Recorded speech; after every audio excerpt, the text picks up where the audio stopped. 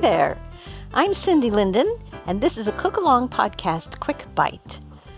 March 1st is National Peanut Butter Lovers Day, and in honor of that, and in fact of all the days that come after that and before that, I thought we could make some homemade peanut butter.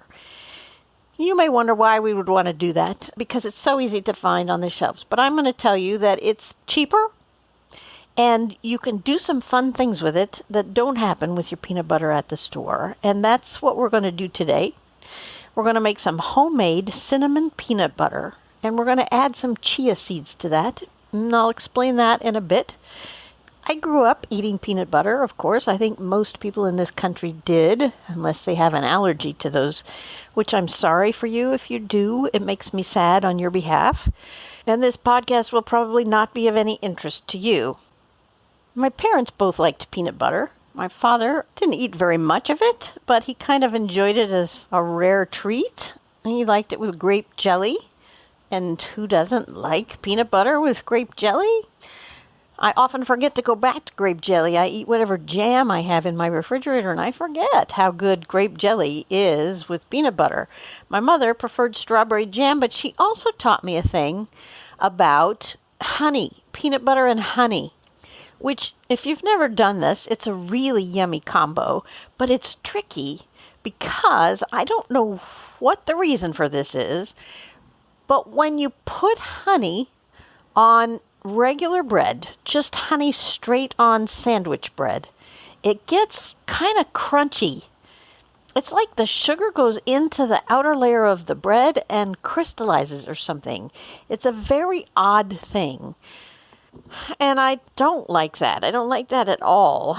But my mother used to have a workaround, which was to put a thin layer of peanut butter on the inside of both pieces of the bread, and then you put your honey on one side and close it, and of course the peanut butter is between the honey and the bread, and so it stays gooey and clear and smooth, and you don't have that weird crispy thing that happens.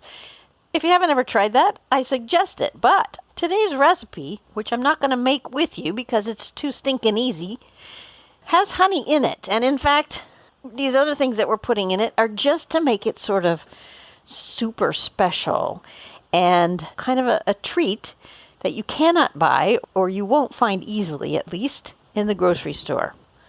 You'll need some equipment for this. You need a food processor. That's really all, but you really cannot do this without a food processor. You could try it in a blender, but I think you're going to have trouble unless it's an industrial strength blender. I think you're going to have trouble because it's not going to get down to the blades easily enough. And I'm not sure it will grind this up once it starts to get really thick. So a food processor is best. That's the only equipment. There really aren't any do-aheads except maybe that you'll need to go to the grocery store, because here are your ingredients. You want 2 cups of unsalted dry roasted peanuts. They don't have to be expensive. They don't have to be fancy. I use the store brand. I recommend the unsalted one so that you have some control over how much salt is in your peanut butter. And I recommend roasted because raw peanuts won't chop up the same way. They won't have the same consistency, and they certainly don't have the same toasty flavor that you're used to in your peanut butter. Not that you couldn't try it. I'm just saying. You want a tablespoon and a little bit more, a sort of a heaping tablespoon of honey. Since you can't heap it, just think about putting in a tablespoon and then another extra little drizzle. You can always add that extra little drizzle later because you may decide that 1 tablespoon is exactly the amount of honey that tastes right to you. But be prepared to add a tiny bit more in case. The honey doesn't need to be fancy. It can be plain old honey in a plastic bear. It doesn't have to be expensive. It shouldn't be whipped. And it shouldn't be something that sat in your cupboard so long that it's crystallized. Other than that, any honey is good, but you want it clear and flowing. And then you want about a teaspoon of kosher salt. I think you're going to want that a little scant. So don't put a full teaspoon in until you've had a chance to taste it. You're going to want to taste this as you go because you're about to be able to make peanut butter exactly the way it tastes best to you. Nobody else is going to dictate what goes in there. Well, I shouldn't say that because I don't know what your family situation is, but you're the cook, you're doing this, so you get to choose how much stuff goes in. I'm telling you what I do with mine. A teaspoon of kosher salt is about right. Sometimes I think that it's too salty, so I'm just suggesting you start with a little scant, and I'm specifying kosher salt because it's less salty than sea salt or table salt.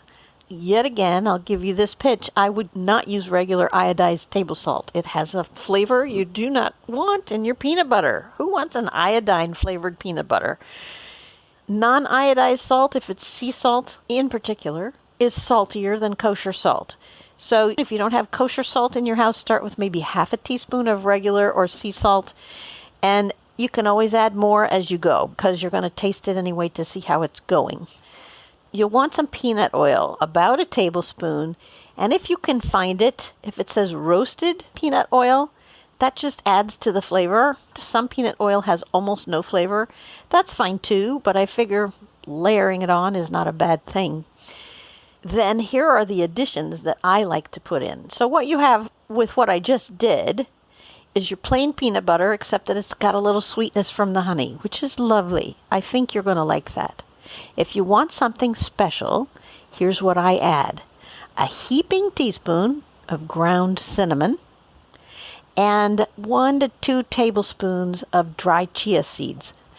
Chia seeds can be used for all kinds of things. They're really good for you, and they can be used as an egg replacement if you soak them. But we don't want to soak them. The reason I like them in here is because they're really tiny and super crunchy. And I do not like crunchy peanut butter. I want my peanut butter smooth or creamy, as they call it. But there's something about these little tiny crunchy bits. They're almost like the size of salt crystals or something. Oh my gosh, I just had a flashback. Wow, do you remember, maybe this isn't everybody, but do you remember grade school, junior, maybe all the way through school, the cafeteria used to serve celery sticks with peanut butter in them? And the peanut butter had crystals of sugar in them. You could see them.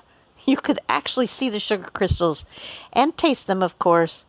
What a weird thing to serve to kids at lunch. Whew. Time traveling. Back to the present. Maybe that's why I like the crunch. No, I don't think so. I don't think so.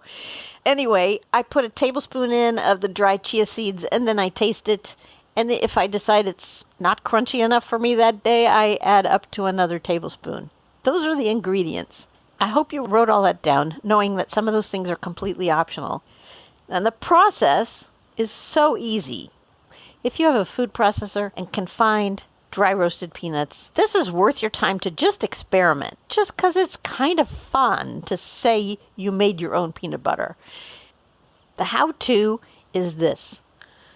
You put the regular chopping blade in your food processor, and you put the peanuts in, all of them, and you just sort of process it on low until the texture is like coarse crumbs.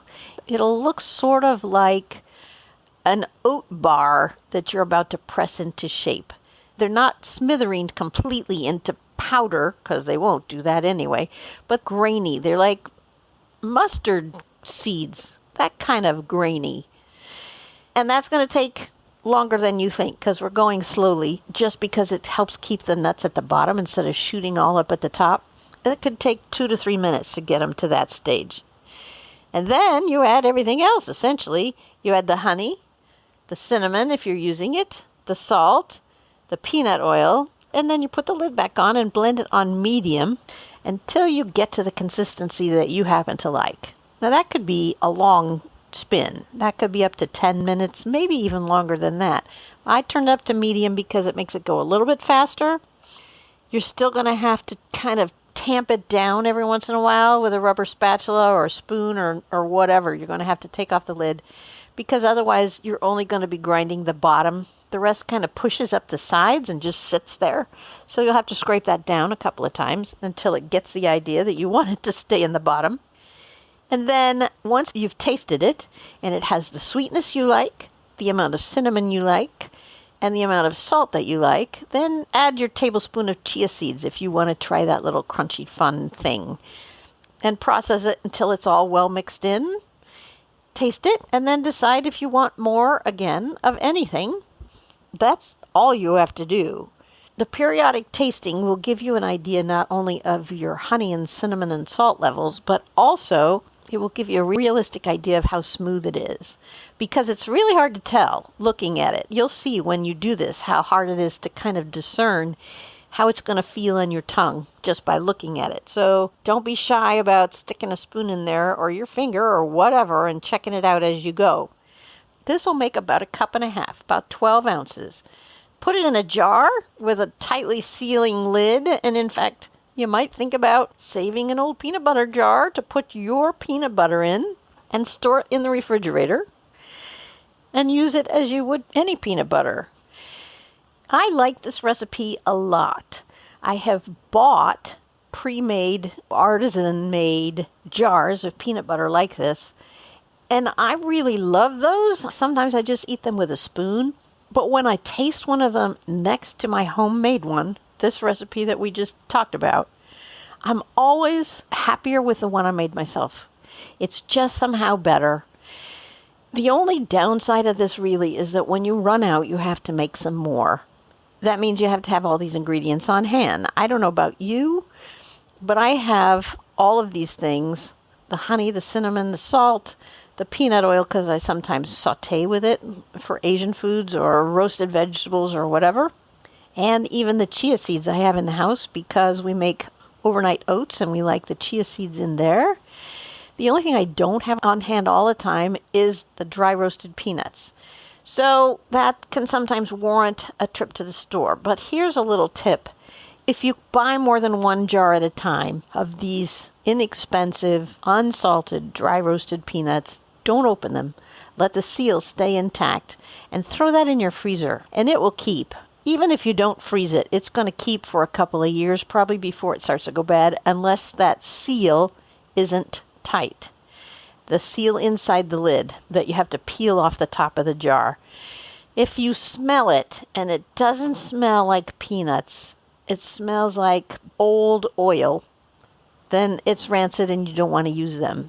But you can extend the life of those nuts by a year, 2 years. I don't really know. I haven't found the limit yet. By sticking that completely unsealed jar in your freezer. And it doesn't matter if they're frozen when you start to chop them up because they're not appreciably harder to grind when they're frozen than they are when they're not frozen. That's your peanut butter treat for National Peanut Butter Lovers Day. And for all year round, you may find that you really prefer to make your own peanut butter than to get those kinds from the store that have all that other stuff in them that you can't even identify without using Wikipedia. And even if, like me, you tend to buy the natural peanut butter, like Adams, for instance, I think you'll find that this is a special treat and that the natural peanut butter you buy at the grocery store may end up in the back of the fridge for emergency dinners or lunches, but that this is the stuff you'll really want to eat first. That is today's Quick Bite. Tune in again in 2 weeks for another Quick Bite. Either some sort of thoughts about cooking or food, or a recipe so fast that we don't have time to even make it as a podcast. And 1 week from today, there'll be another brand new recipe added to the podcast feed. Between now and then, please tell a friend that you listen to the Cook Along podcast. Check out the website for pictures of my most recent batch of peanut butter. Send me notes through the contact page. And follow me on Facebook to see the recipes I post for all the special holidays that come up around the year. And there are hundreds and hundreds of them. Many you will have never realized were holidays. Until next time, happy cooking!